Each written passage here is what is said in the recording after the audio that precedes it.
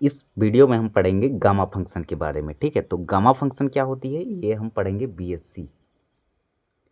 BSc के under में। ठीक है, मैथ ऑनर्स के अंदर में। तो the gamma function is defined as, ये होती है gamma function, gamma N equal to integration 0 to infinite e की पावर माइनस एक्स मल्टीप्लाई में ई की power n minus 1 d x, where n जो होगा जीरो के बड़ा होगा, जीरो से बड़ा होगा, greater than N greater than zero होगा।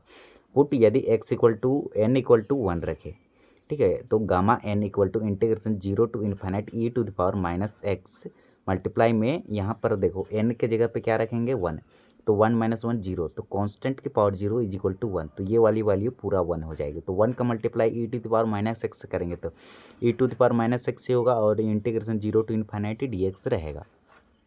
अब सिंपल इसकी इंटीग्रेशन करो, e to the power minus e to the power function पढ़ो इसको, एक्स नहीं है क्योंकि ये नेगेटिव है। ठीक है, यदि एक्स रहता तो ई टू द पावर एक्स की integration E to the power X होता, तो यहाँ पर एक्स नहीं फंक्शन है, तो ई टू द पावर फंक्शन का integration E to the power function, फिर फंक्शन की एक बार डिफ्रेंसिएशन डिनोमिनेटर में लिखते हैं, तो माइनस एक्स के डिफ्रेंसिएशन -1, तो डिवाइड में -1 होगा, लिमिट हम बाहर निकालिए। अब ये प्रॉपर्टीज हम लिखे हैं integration A to B F of X D X से, तो ये होती है ना capital F of X A to B equal to होती है upper limit F B minus में एफ ए, ये होती है। ठीक है, तो ये हम लिख लिए, इसकी कैपिटल इंटीग्रेशन किए। ठीक है, तो ये लिमिट हम बाहर निकाल लिए। अब देखो ये -1 को बाहर लिखे, e to the power minus x है, तो इसके डिनोमिनेटर में लिखेंगे तो ई टू द पावर एक्स लिख सकते हैं, और लिमिट हो गई हमारा 0 से लेके इन्फाइनाइट तक। अब हम डालेंगे अपर लिमिट माइनस में लोअर लिमिट, तो देखो ये माइनस को लिखे, ठीक है, 1 का मल्टीप्लाई 1 से तो 1 ही होगा अपन में, ई की पावर एक्स से 0 टू इन्फाइनाइट, 0 टू इन्फाइनाइट। अब डालेंगे सबसे पहले अपर लिमिट, तो 1 अपन में एक्स के जगह पे इन्फाइनाइट माइनस में 1 अपन एक्स के जगह पे 0 रखेंगे, तो constant of the power 0 is equal to 1 होती है। ठीक है, तो ये इसकी वैल्यू 1 होगी। अब ये देखो माइनस इंटू माइनस क्या होगी प्लस, प्लस का 1, और ई की पावर इन्फाइनाइट है मतलब इसकी वैल्यू 1 0 हो जाएगी, तो ये वैल्यू तो 0 होगी, लेकिन ये माइनस इंटू माइनस प्लस होगी, और 1 अपन में 1 आएगा इसका आंसर, तो 1 अपन 1 को मैं लिख सकता हूँ ओनली 1।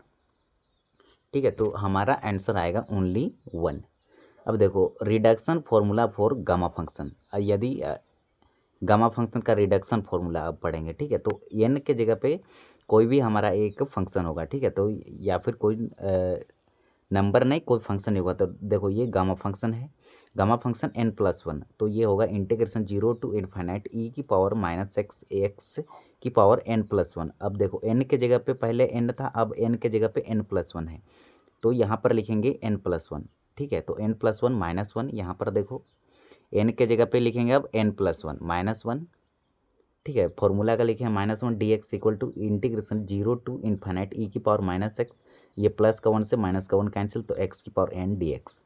अब यहाँ पर अप्लाई करेंगे आईलेट, इंटीग्रेशन बाय पार्ट्स। अब जानते होंगे integration by parts 7.6 class 12th में बहुत अप्लाई होता है। ठीक है, सबसे पहले इन्वर्स ट्रिग्नोमेट्री को यू मानते हैं, फिर लोगारिथमिक को मानते हैं, फिर एल्जेब्रिक को, फिर ट्रिग्नोमेट्री को, फिर एक्सपोनेंशियल को।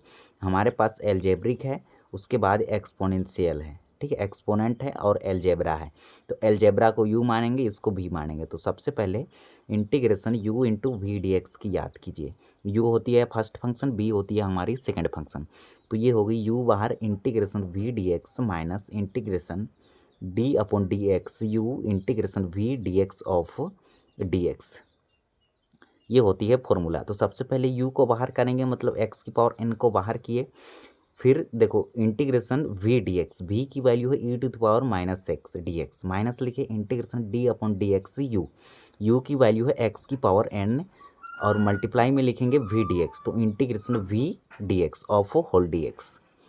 ठीक है, अब देखो अब हम इसे सॉल्व करेंगे, तो ये तो एज इट इज रहेगा एक्स की पावर एन, मल्टीप्लाई में e to the power function, e to the power function multi divide में ये फंक्शन कई बार डिफ्रेंसिएशन करेंगे, तो माइनस एक्स का differentiation -1 minus as it is रहेगा डी अपॉन डी एक्स। यहाँ पर फॉर्मूला अप्लाई करेंगे डिफ्रेंसिएशन का, तो d upon D x x की पावर एन इक्वल टू होता है एन एक्स एन -1।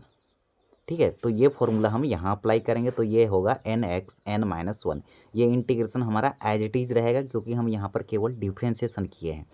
मल्टीप्लाई रहेगा E to the power function की integration E to the power function, और ये फंक्शन का एक बार डिफ्रेंसिएशन करेंगे तो माइनस एक्स डिनोमिनेटर में आ जाएगा, और ये वाला डी एक्स को यहाँ लिखे, इसकी इंटीग्रेशन हो गई है। ठीक है, ये डी एक्स को यहाँ लिखे, लिमिट हम बाहर निकाल लिए जीरो से लेके इन्फाइनाइट तक। अब देखो नेक्स्ट स्टेप में क्या करेंगे, अब देखो यहाँ पर जो हम अपर लिमिट डालेंगे और लोअर लिमिट डालेंगे तो ये वाला टर्म पूरा जीरो होगा। कैसे, देखो एक्स के जगह पे इनफाइनाइट रहेगा, इनफाइनाइट की पावर एन मल्टीप्लाई में ई की पावर इनफाइनाइट, तो ये पूरा टर्म जीरो होगा, और डिवाइड में -1 है, उससे कोई मतलब नहीं है, ये पूरा जीरो होगा। यदि ये जीरो को यहाँ रखेंगे तो जीरो का मल्टीप्लाई किसी से भी करेंगे तो ये पूरा जीरो हो जाएगा, तो ये वाली टर्म पूरा जीरो हो जाएगी। ठीक है, लेकिन ये वाली टर्म नहीं होगी। अब क्यों नहीं होगी वो ऐसे देखो ये माइनस इंटू माइनस क्या हो जाएगी, प्लस, तो हमें आंसर मिलेगा प्लस में। फिर ये वाला एन को यहाँ लिखे, इंटीग्रेशन जीरो टू इनफाइनाइट लिखे, e to the power minus x, e to the power minus x, और ये एक्स एन माइनस वन, और ये डी एक्स, हम ये वाला डी एक्स को यहाँ लिख लिए। तब आ गया ना ये हमारा gamma function, integration zero to infinite e to the power minus x और x n minus one d x, तो ये होती है हमारी गामा फंक्शन की डेफिनेशन। ठीक है, तो हमें गामा फंक्शन मिल गई है, तो ये होती है हमारी गामा फंक्शन। अब देखो मेन इंपॉर्टेंट है values of gamma function in nth term of factorial, मतलब गामा फंक्शन n रहे।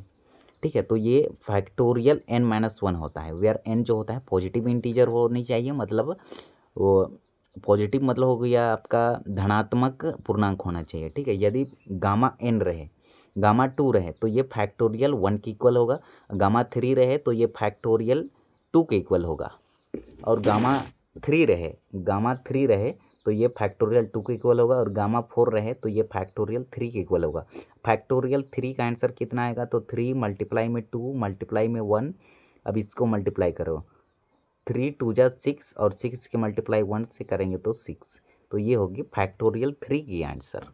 ठीक है, आप कमेंट में बताइएगा फैक्टोरियल गामा 5 इक्वल टू होगी हमारी फैक्टोरियल 4, तो फैक्टोरियल 4 की वैल्यू क्या आएगी ये आप कमेंट करके बताइएगा। बाकी 1/2 गामा जो होगी ये गामा पाई की इक्वल होती है, और गामा 3/2 ये होती है 1/2 मल्टीप्लाई में पाई के इक्वल, और गामा 5/2 जो होती है 3/2 मल्टीप्लाई में 1/2 मल्टीप्लाई में पाई के इक्वल होती है।